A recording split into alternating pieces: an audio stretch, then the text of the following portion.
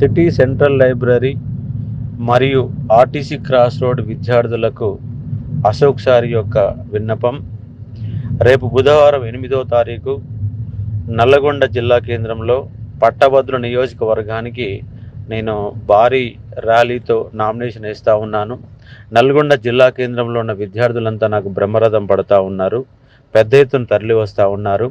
కాబట్టి ఒక ఉపాధ్యాయుడిగా, ఒక టీచర్గా మిమ్మల్ని రిక్వెస్ట్ చేస్తున్నాను, ఈ భారీ ర్యాలీకి తరలి రావాలని కోరుతా ఉన్నాను.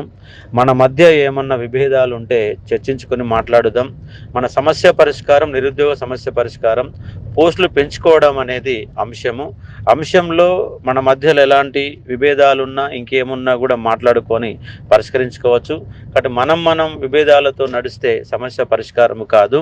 కాబట్టి ఈ మధ్యలో ఏ అవగాహన లేనటువంటి వ్యక్తులు కనుక ఎమ్మెల్సీ ఎన్నికైతే సమస్య పరిష్కారం అయ్యే మార్గాలు దూరం అయిపోతూ ఉంటాయి. కాబట్టి అందరూ అర్థం చేసుకొని నా యొక్క భారీ ర్యాలీకి తరలి రావాలని కోరుతా ఉన్నాను. అలాగే మనకు హైదరాబాద్కి వెళ్ళి బస్సు పెట్టడం జరుగుతుంది. సిటీ సెంట్రల్ లైబ్రరీ నుంచి బస్సు స్టార్ట్ అవుతుంది. అలాగే దిల్సుఖ్ నగర్లో అలాగే ఉస్మానియా యూనివర్సిటీలో ఉన్న విద్యార్థులంతా ఆ బస్సును రీచ్ అయ్యి ఈ భారీ ర్యాలీకి తరలి రావాల్సిందిగా కోరుతున్నాను.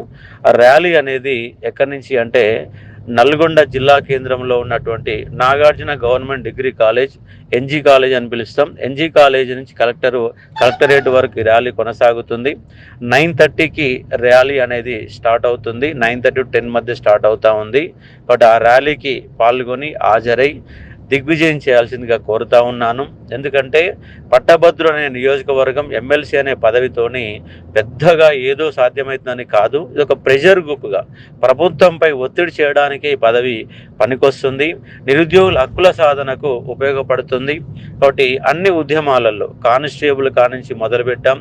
కానిస్టేబుల్లో ఉన్నటువంటి రిజర్వేషన్లు, లాంగ్ జంపు, జీవో నెంబర్ 46, తప్పుడు క్వశ్చన్లు, అలాగే గ్రూప్ 2లో ఉన్నటువంటి గందరగోళాలు, పేపర్ లీకేజీలు, దాంతోపాటు గురుకుల సమస్య, జేఎల్లో తెలుగు ఇంగ్లీష్ మీడియం సమస్య, అన్నిటిలో కూడా నేను పార్టిసిపేట్ చేశాను. అందరం కలిసి కొట్లాడినాం. నిరుద్యోగులైన ఒక భయాన్ని ప్రభుత్వానికి కల్పించినాం. ముందు కూడా రాష్ట్ర వ్యాప్తంగా 1,00,000 మందితో మనం హైదరాబాద్లో మీటింగ్ పెట్టిన రోజు ఈ ప్రభుత్వాలన్నీ మన దగ్గరికి కంపల్సరిగా వస్తాయి.